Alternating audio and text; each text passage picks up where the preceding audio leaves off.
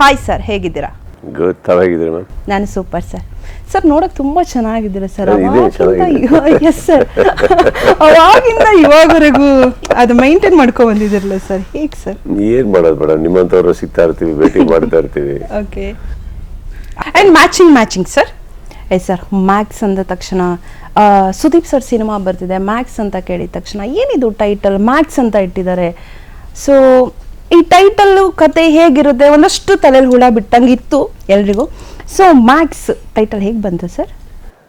It's character ಮೇಲೆ ಇಟ್ಟಿದ್ದಾರೆ. Character ಬಂದ್ಬಿಟ್ಟು ಅರ್ಜುನ್ ಮಹಾಕ್ಷಯ ಅಂತ, ಬಟ್ ಅವ್ರದ್ದು ಇನ್ನೊಂದು ವರ್ಲ್ಡಲ್ಲಿ he's a cop. So the opposite ವರ್ಲ್ಡಲ್ಲಿ they are scared of him actually. ಸೊ ಆ ವಿಚಾರದಲ್ಲಿ ಅವರಿಗೆ ಒಂದು ಮ್ಯಾಕ್ಸ್ ಅಂತ ಒಂದು ನಿಕ್ ನೇಮಲ್ಲಿ ಕರೀತಾ ಇರ್ತಾರೆ ಅವರಿಗೆ, ಅರ್ಜುನ್ ಮಹಾಕ್ಷಯ್ಗೆ. ಎಸ್ ಸರ್, ಎ ಅಲ್ಲಿ ಡೇಂಜರ್ ತುಂಬ ಇದೆ ಸರ್. ಹೌದಾ? ಹೌದು ಸರ್. ಮ್ಯಾಕ್ಸ್ ನೋಡಿ ಸರ್, ಎ ಅಲ್ಲಿ ಡೇಂಜರ್ ಕಾಣಿಸ್ತಾ ಇದೆಯಲ್ಲ ಸರ್, ಅದಕ್ಕೆ ಹೇಳಿದೆ. ಹಾಗೆ ಅನ್ಕೊಳ್ಳಿ ಸದ್ಯಕ್ಕೆ.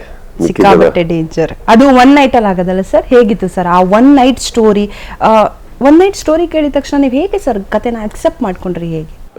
ಒನ್ ನೈಟ್ ಸ್ಟೋರಿ ಅನ್ನೋದಕ್ಕಿಂತ ಹೆಚ್ಚಾಗಿ ಸ್ಟೋರಿ ಒನ್ ನೈಟ್ ಅಲ್ಲಿ ನಡೆಯುತ್ತಮ್ಮ. ಈ ಒನ್ ನೈಟ್ ಸ್ಟೋರಿ ಅಂದ್ರೆ ಯಾಕೋ ಬೇರೆ ತರ ಕೇಳಿಸ್ತಾ ಇದೆ. ಒಂದು ರಾತ್ರಿಯಲ್ಲಿ ಆಗುವಂತಹ ಘಟನೆಯ ಕುರಿತಾದ ಒನ್ ನೈಟ್ ಸ್ಟೋರಿ ಸಡನ್ ಆಗಿ ಯಾಕೋ ಬೇರೆ ತರ ಸೌಂಡಿಂಗ್ ಇದೆಲ್ಲ ಅಂತ.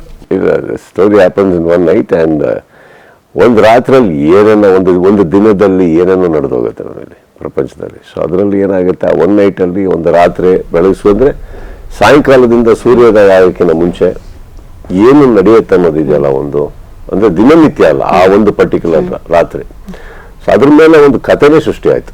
So I think when director Vijay ಅವರು ಅದನ್ನು ನರೇಟ್ ಮಾಡಿದಾಗ ಐ ಲೈಕ್ಡ್ ಇಟ್. ಆ ಇಂಟೆನ್ಸಿಟಿ, ಸ್ಪೀಡ್ ಆ್ಯಂಡ್ ಒಂದು ವಿಕ್ರಾಂತ್ ರೋಣ ಅನ್ನೋ ಸಿನಿಮಾ ನಂತರ ಒಂದು ಸಿಂಪ್ಲರ್ ಫಿಲ್ಮ್ ಏನೋ ನಂಗೆ ಇಷ್ಟ ಆಯಿತು. And I just okay it. And improvisations ತುಂಬ ಆಯ್ತು. ಆಮೇಲೆ 8-9 ತಿಂಗಳು ಕೂತ್ವಿ, ಮಾಡಿದ್ವಿ, ಬರೆದ್ವಿ, ಅದ್ಭುತವಾಗಿ ತೆಗ್ದು ಆರಾಮ.